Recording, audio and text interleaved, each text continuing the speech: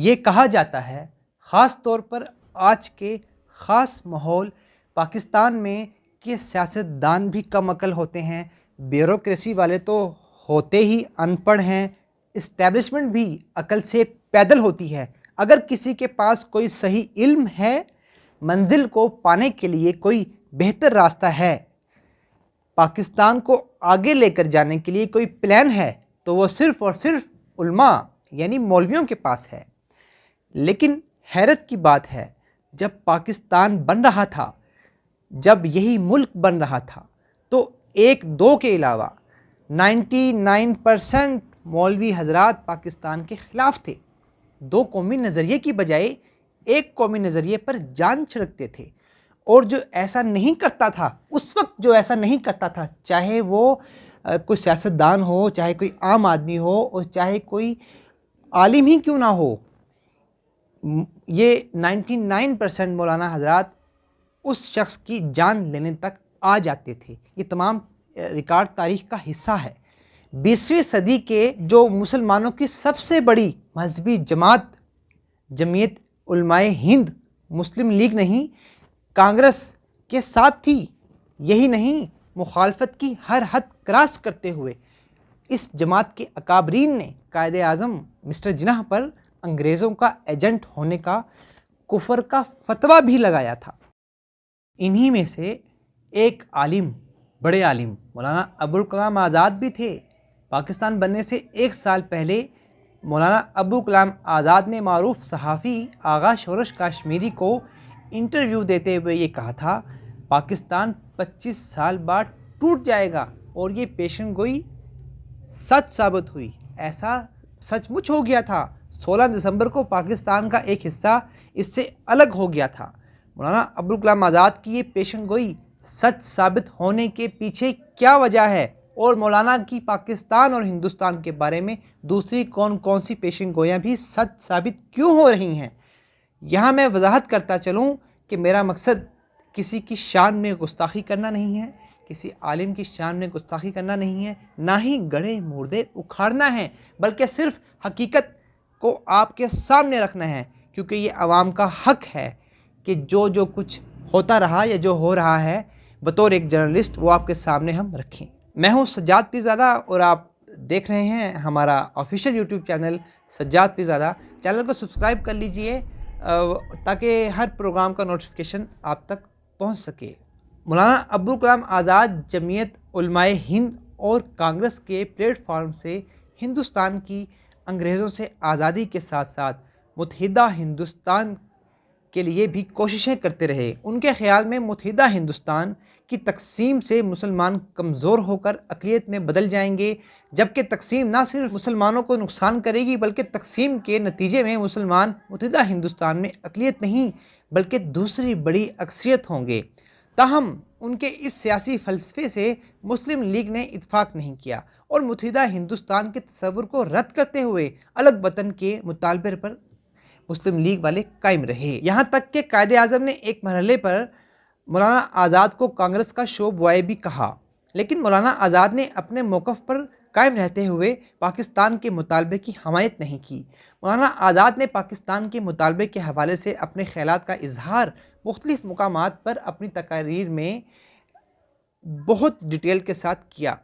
15 اگست کی ایک ان کی ہم تقریر دیکھتے ہیں کہ 15 اگست 1947 کو پارٹیشن کے بعد جب پاکستان بنا تو مولانا آزاد نے تبصرہ کرتے ہوئے کہا کہ ہندوستان نے اگرچہ آزادی حاصل کر لی، لیکن اس کا اتحاد باقی نہیں رہا، یہ ایک نہیں رہا۔ پاکستان کے نام سے جو نئی ریاست وجود میں آئی ہے، اس کا حکمران، اس میں برسر اقتدار طبقہ وہ ہے جو برطانوی حکومت کا پروردہ رہا ہے، جو برطانوی حکومت کا ایجنٹ رہا ہے۔ اس کے طرز عمل میں خدمت خلق اور قربانی کا کبھی کوئی شائبہ ہی نہیں رہا، اور صرف اپنے ذاتی مفاد کے لیے یہ لوگ پبلک کاموں میں شریک ہوتے رہے ہیں۔ مولانا آزاد نے ایک اور جگہ پر کہا کہ پاکستان کے قیام سے فرقہ وارانہ مسئلہ ہندو مسلم جھگڑا حل ہو گیا۔ انہوں نے یہ سوال اٹھایا کہ کیا پاکستان کے قیام سے فرقہ وارانہ مسئلہ ہندو مسلم جھگڑا حل ہو گیا؟ کیا یہ مسئلہ اب پہلے سے زیادہ شدید اور ضرر رساں نہیں بن گیا ہے؟ مولانا نے یہ سوال بھی اٹھایا کہ جب تقسیم کی بنیاد ہی ہندوؤں اور مسلمانوں کے درمیان دشمنی پر رکھی گئی تھی تو پاکستان کے قیام سے یہ نفرت ایک آئینی قانونی شکل اختیار کر گئی ہے اور اس کا حل اب اور مشکل ہو گیا ہے، اور یہ دونوں ریاستیں ایک دوسرے کو نفرت اور ہراس کی نگاہوں سے دیکھتی رہیں گی۔ پاکستان سمجھتا ہے کہ ہندوستان اسے چین سے جینے نہیں دے گا اور جب بھی اسے موقع ملے گا وہ اسے نیست و نابود برباد کر دے گا۔ ہندوستان کو بھی یہ ڈر ہے کہ جب بھی پاکستان کو موقع ملا وہ اس پر حملہ کرے گا۔ اسی طرح دونوں ملک خوف و ہراس کے تحت اپنا فوجی خرچ بڑھاتے رہنے پر مجبور رہیں گے اور معاشی ترقی سے محروم ہوتے چلے جائیں گے۔ پاکستان کے مستقبل کے حوالے سے مولانا آزاد نے دو بڑی پیشن گوئیاں کیں، جن میں سے ایک یہ کہ بنگال کے الگ ہونے کا امکان اور دوسرا پنجاب سندھ سرحد کے درمیان کشیدگی کا خطرہ۔